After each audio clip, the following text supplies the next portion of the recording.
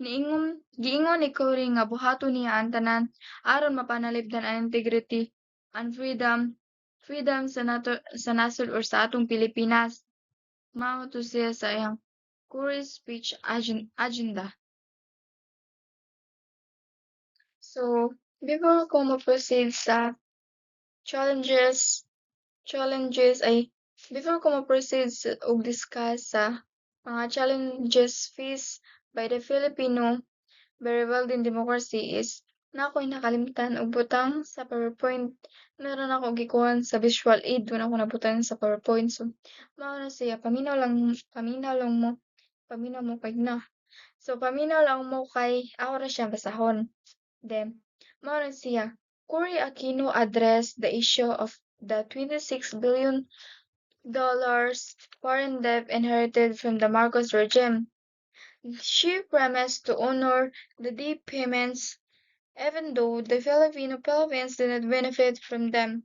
However, she protested the lack of choice the Philippines had in paying those debts, stressing the heavy burden on of the nation. So Cory Aquino, gi-address ni Cory Aquino ang issue nga utang nga nahibili ni Marcos nga kantidad og $26 billion. Sumoto siyang utang nga gibili ni Marcos.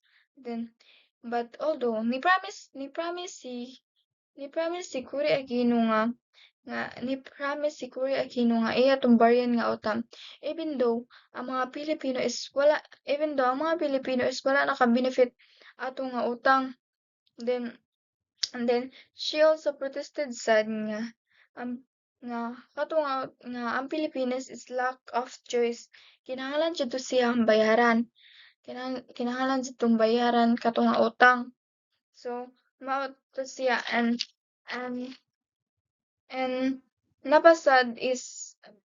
napasay usa nga wala ko nabutang sa PowerPoint.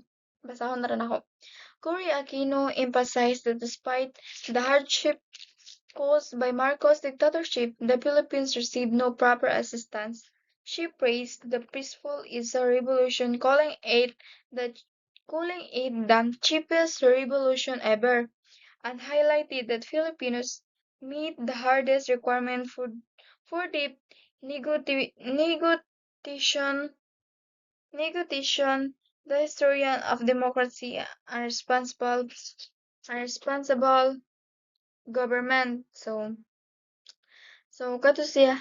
So si Cory Aquino is nag-emphasize sa mga kalisod hardship kalisod nga naagian sa Pilipino tungod sa diktatora ni Marcos. So, bisan pa nga daghan kayog mga problema nga walay tabang gikan sa mga gobyerno sa una,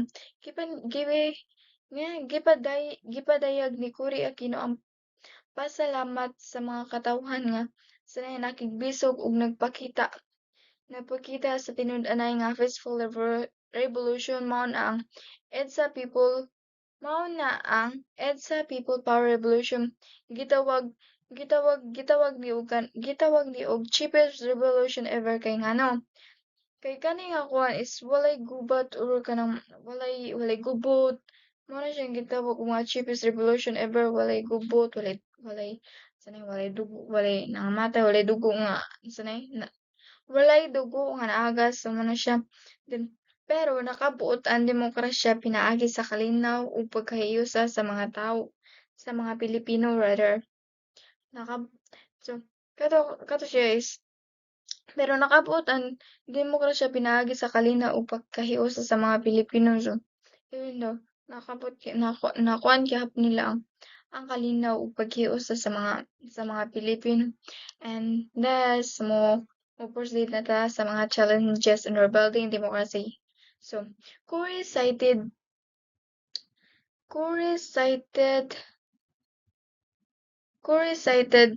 challenges in rebuilding